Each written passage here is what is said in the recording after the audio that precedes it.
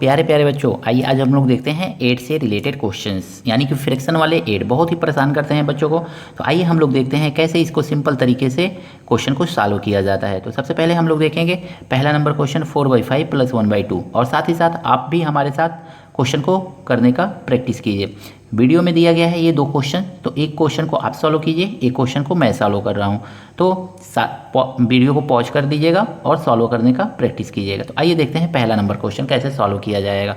और इसी के साथ साथ अगर मैं वीडियो पसंद आए तो अपने दोस्तों के साथ शेयर कीजिएगा, लाइक कीजिएगा, और चैनल पर नए हैं तो चैनल को सब्सक्राइब कर लीजिएगा। देखिए बच्चों, यहाँ पे दिया हुआ है डिनोमिनेटर 5 और यहाँ पे दिया हुआ है 2। दोनों का डिनोमिनेटर जो है अलग अलग है। यहाँ पे 5 है, यहाँ पे 2 है, तो हम क्या करेंगे 5 और 2 का एलसीएम निकालेंगे। तो एलसीएम निकालना आपको हमने पिछले वीडियो में बता दिया है, तो आई होप आपको एलसीएम निकालना आता होगा। तो आइए देखते हैं कैसे एलसीएम निकालते हैं। देखिए बच्चों, आपको कुछ नहीं करना है, सिंपली जो नंबर दिया है उसी को उतार लेना है। 5 है, 5 उतार दीजिए, 2 है, 2 उतार लीजिए, और इसका एलसीएम निकाल लीजिए। एलसीएम आपको बताया गया है, तो ये देखिए 2 से 5 तो डिविजिबल नहीं है, 2 ही डिविजिबल है, 2 1 जा 2, 5 सिंपली हमने यहाँ पे लिख लेना है। फिर हम देखेंगे तो 5 से ही अब ये डिविजिबल है, 5 1 जा 5, 1 चांस में। अब 2 और 5 का एलसीएम निकालेंगे, तो एलसीएम, तो एलसीएम लिख करके हम लिखेंगे, यहाँ पे जो नंबर आया है उसी का मल्टीप्लाई किया जाता है।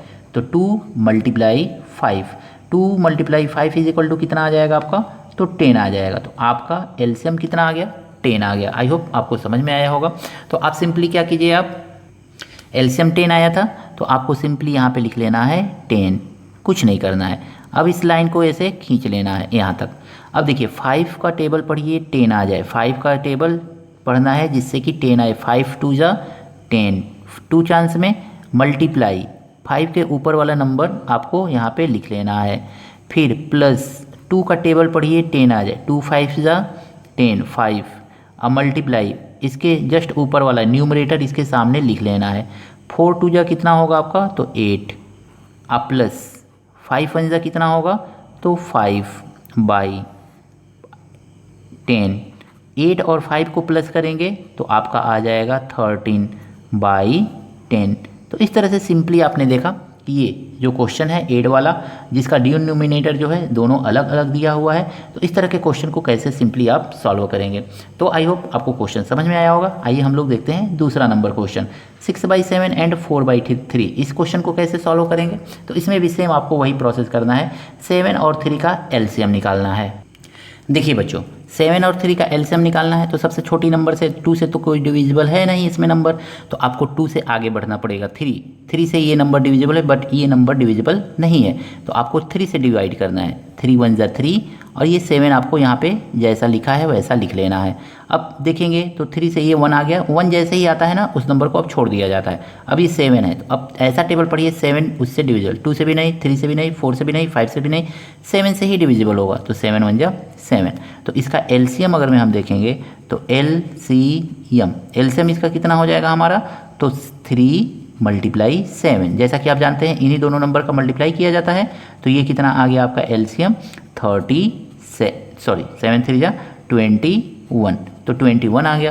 तो आपको सिंपली क्या करना है, यहाँ पे एलसीएम लिख लेना है 21, और कुछ नहीं करना है, बस ऐसे उतार लेना है। आपको एलसीएम निकाल करके यहाँ पे एलसीएम को सिंपली लिख लेना है। अब देखेंगे हम, तो देखिए 7 का टेबल पढ़ना है जिससे कि 21 आपका आ जाए। तो 7 का टेबल पढ़िए, 7 1 जा 7, 7 2 जा 14, 7 3 जा 3 चांस में, यानी कि यहाँ पे आप लिख लीजिए 3 मल्टीप्लाई डिनोमिनेटर के नीचे ऊपर जो है उसको लिख लीजिए 6, प्लस 3 का टेबल पढ़िए, 3 का टेबल पढ़िए कि 21 आ जाए।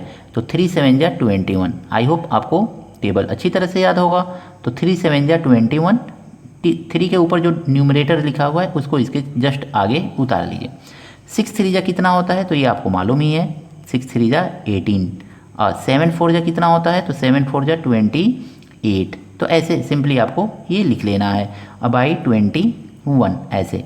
अब इन दोनों को प्लस कर लीजिए आप, तो आप देखेंगे 8 8 16 का 6 कैरी 1, और फिर 2 1 3 1 4, तो 46/21 आएगा। तो यही आपका आंसर है। आई होप ये दोनों क्वेश्चन आपको अच्छी तरह से समझ में आए होंगे।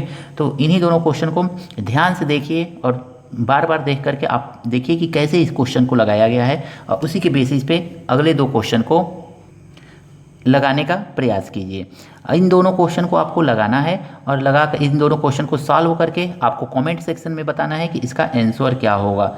जैसा कि मैंने ऊपर 2 क्वेश्चंस बताया है, तो आपको कमेंट सेक्शन में इन दोनों क्वेश्चन के आंसर बताने हैं। मिलते हैं नेक्स्ट वीडियो में इसी तरह के नए नए प्रश्नों के साथ।